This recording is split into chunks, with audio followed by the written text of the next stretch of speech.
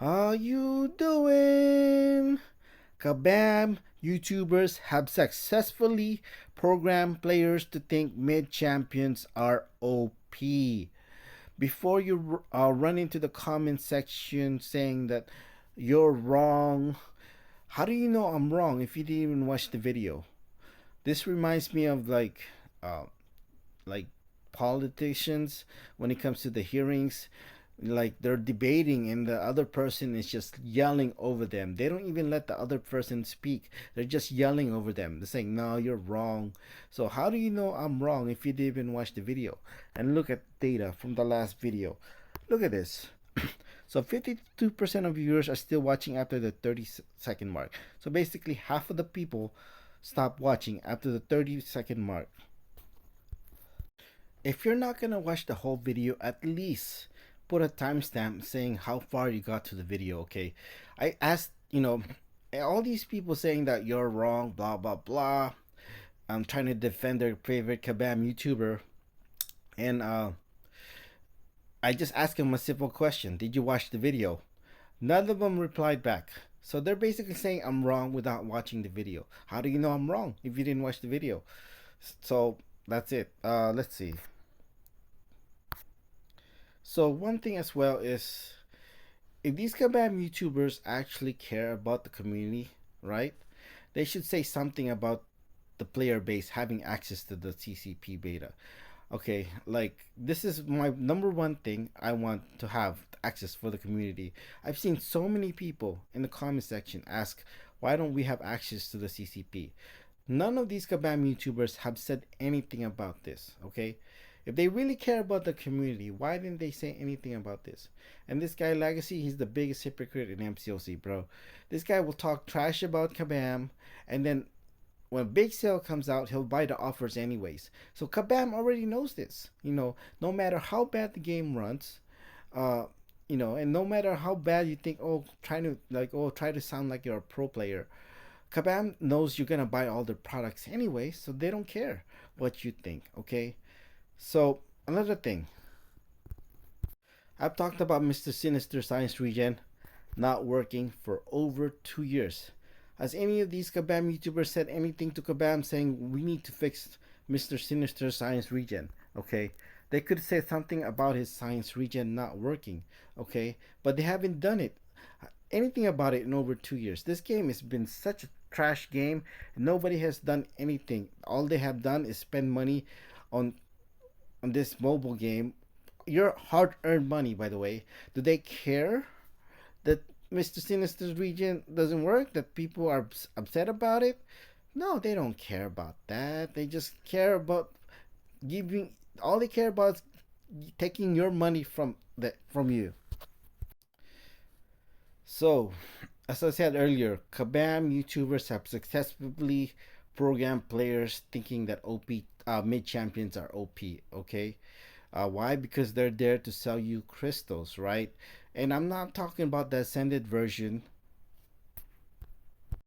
I'm talking about the non-ascended version. Okay, we could talk about being ascended um, in a different video. Is that champion mid or not?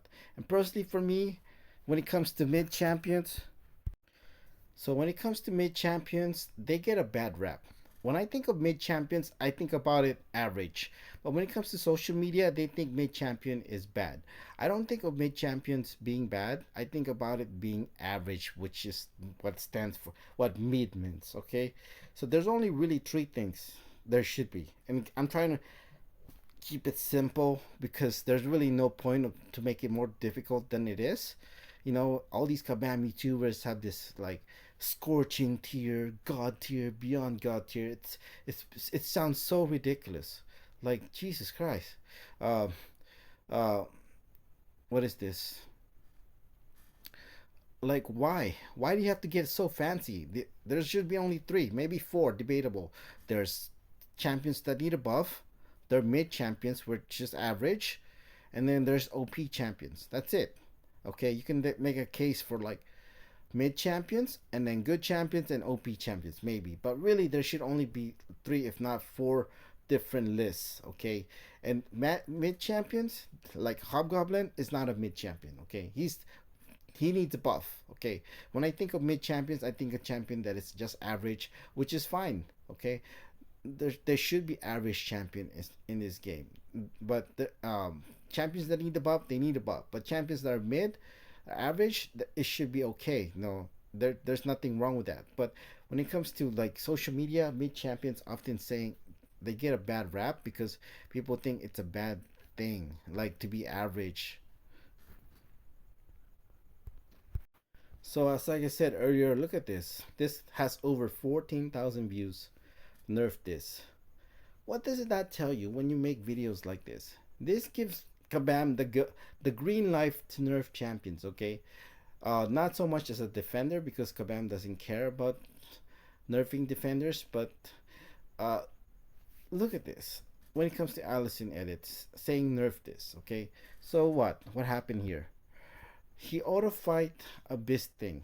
Wow. It's like people never thought champions can auto fight Abyss. It's crazy. Okay, look. Okay, look at look at me.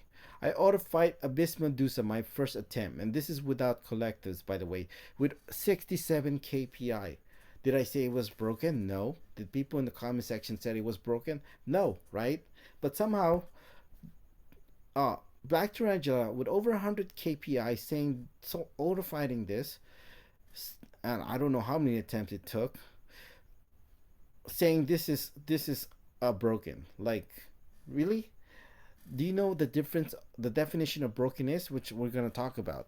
But so when you saw Allison edit Abyss solo using auto fight, okay, keep in mind her black tarantula was over 100 kpi. Okay, when you use champions where they're not meant for, they're gonna look broken. Okay, this is 5-star Diablo in Act 3. Okay, she 5-star Diablo is not meant for Act 3.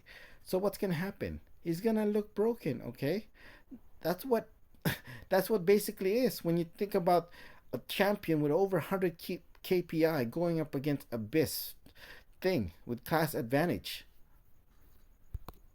So I just paused the video just to, speed up the process. But see, I haven't done anything. So when you use champions that are not meant for the content you're using, they're gonna look broken. I made a video saying the reason why Kabam wants to nerf regen champion is because they're selling champions they have no content for. And Black Tarantula, a 7-star rank 5 ascended Black Tarantula with over 100 KPI is not meant for Abyss, okay? They're not meant for Abyss. That is pretty much similar to like me using a 5-star in Act 3. Of course they're gonna look broken if you're not if you if you're testing them where they're not supposed to. And like really this just proves my theory even more. Like Kabam is selling champions that they have no content for, okay? And that's why they want to nerf regen champions. So let's look at the comment section, by the way. So, anyone else remember the Hawkeye buff?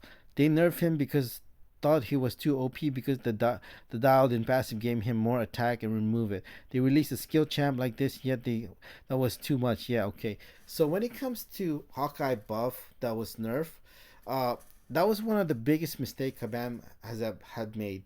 And there's a lot of them when it comes to nerf champions. They made a lot of mistakes that Kabam has nerfed, but Hawkeye is one of them.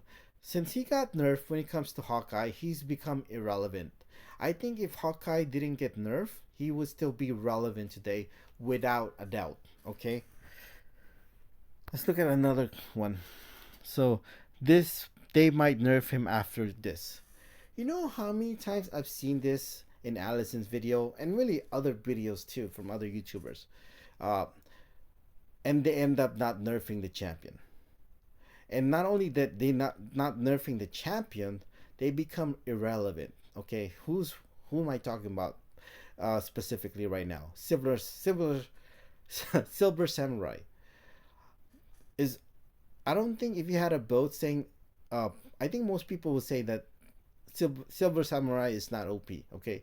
But Allison and all these other people calling Silver Samurai broken, okay? What happened to him? Like, do they even think this champion is OP? No. Okay, what else? Look, BLT looking a little too good. Yeah, sure. It would be really funny if Kabam ended up nerfing him. Another one, okay? And really, right here, this video just really gives Kabam the green light to nerf champions. And when you can see in the comment section, they're really worried. I mean, this is obviously gonna be clickbait to get people to watch, and they're gonna be nervous about Black Tarantula getting nerfed, right? So, and then this is why you see all these comments like, "Oh, they might not get nerfed." He would be really funny if Kabam ending nerfing them. And prediction, he's really broken. Everyone gets him their silent nerve that Kabam admits 4 months later idols. So uh, this person doesn't know what a broken champion is, and we're gonna talk about that later. Okay, and people don't know the difference between OP and broken, which we'll talk about later. Okay, what else? This is insane. He shouldn't even get 15% health, but I guess it is Kabam, and they have to make at least one broken character every few months. This person, again, all these people have been programmed by these Kabam YouTubers thinking mid champions are not only OP but broken. It's ridiculous, okay? And really, how sounds it is. Do you know that look at using a champion with over 100 KPI? Look, over 100. Oh, you can't see it, but this champion has over 100 KPI. Oh yeah, you can see it. Over 100 KPI. Okay, you know how many champions in this game could take down 15% of the Abyss Collector with over 100 KPI? A lot, okay? As long as they don't throw the special 3, alright? Or Abyss Collector doesn't throw a special 3. Okay, what else? Oh man, I've already seen this. Oh shoot. Okay. So I want to give you an idea what an overpowered champion is compared to what a broken champion is. A lot of people get this confused all the time. So let's look at OP. Two strong numbers, an OP character or item has stats, damage, or abilities that are simply higher or better than everything else. Fair play still works. You can still fight an OP using normal game rules, even though it's hard to win. So like, if you care, I don't care about battlegrounds. Maybe you do. Like, like if you think a champion is hard to beat, they're OP, right? But you can still win with them, right? Don't tell me you ever had a draft a champion and said that you never lose with that champion you draft as a defender. That's never happened before, okay? Because they're not broken, okay? They could be OP, a weapon that deals 50% more damage than any other gun in the game. So basically, it just makes sense. Like, when did 6 stars become irrelevant? When 7 star rank 5 came out, for sure, right?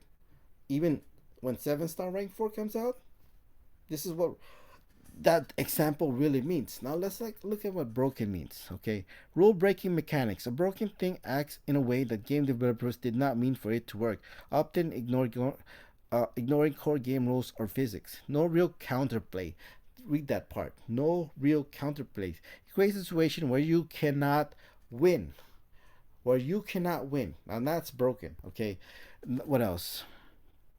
Or defend yourself because it bypasses normal balance entirely. Example, an exploit or glitch that lets a player turn completely invisible and invincible while still attacking. And I'm going to show you what a broken champion is, okay? You're not going to say this, oh, this is OP. No, you're not going to say that. You're going to say it's broken because that's what broken means. First, let's take a look at what OP is. What's an OP champion? So this is what an OP champion looks like. If you're talking about Human Torch, no. Okay.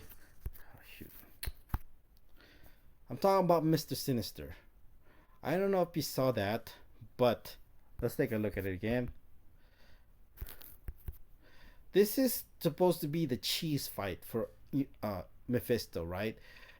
This class advantage and everything. When it comes to Mephisto, Human Torch. What's the time? 59 seconds with class advantage, by the way. Oh no. Let's see. Look at this. faster time, 11 seconds, okay, with Mr. Sinister. And keep in mind, this is all post nerf, okay? Post nerf. Post nerf. Okay, I don't even think pre nerf Mr. Sinister is broken.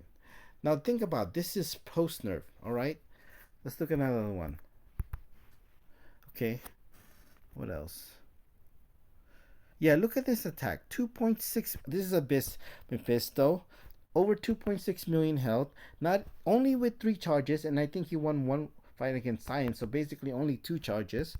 48 seconds. Okay, 48 seconds. Ah, it's so slow. Okay. Look at this. Against Cantona, 20 seconds. Do you know what the help pool is? Over 740,000. Okay, and keep in mind this is without collectives. That's a 7-star rank for Mr. Sinister. Another one. What else? This is what an OP champion looks like. And keep in mind, this is post nerf Mr. Sinister. I don't even think pre nerf Mr. Sinister is broken. Okay? Look at this. Surf and fight. 31 seconds. Okay, what is the help pool you think? What do you think this is? Look at this. 573,000 in 31 seconds, okay? And this is only with 2 charges, okay? Keep in mind, he can gain up to 10 charges. This is what an OP champion looks like. Have I seen that with Black Tarantula? No, I haven't. If you have, let me know, okay? What else? Look at this. Abyss champion. Over 2.6 million health, okay? 36 seconds. This is what an OP champion looks like. And keep in mind, this is all post nerf Mr. Sinister. And keep in mind, everything I've shown you is post nerf Mr. Sinister and without collectives, by the way. Alright? So what about this? How about Alliance? Well, I've already shown you Alliance War, but look at this. A 6-star against Jean Grey. As a 7-star rank 5 Jean Grey. Okay, with only 4 charges, by the way. Let's take a look at it. 312, 3 minutes and 12 seconds, 100% health. Okay, and you didn't see this, actually. This fight, he started with this much health, with 50% health, basically. Okay, and he finished with 100% health because he didn't get hit once. So he pretty much played perfectly on this fight right here. What else? This is OP, okay? And you can make an argument Mr. Sinister's regen will be broken, and I think it will be broken if they fix the science regen. All this you see right now is Mr. Sinister without his science regen working. Let's take a look at this one when it comes to his regen, okay? I think it's OP. You could definitely make a borderline broken when it comes to his regen. This is a 3-star. Keep that in mind, okay? Going up against Realm of Legends Black Panther. Oh, why the Realm of Legends attack is so low? Well, keep in mind I'm using a 3-star. Black Panther's attack is around 2,500.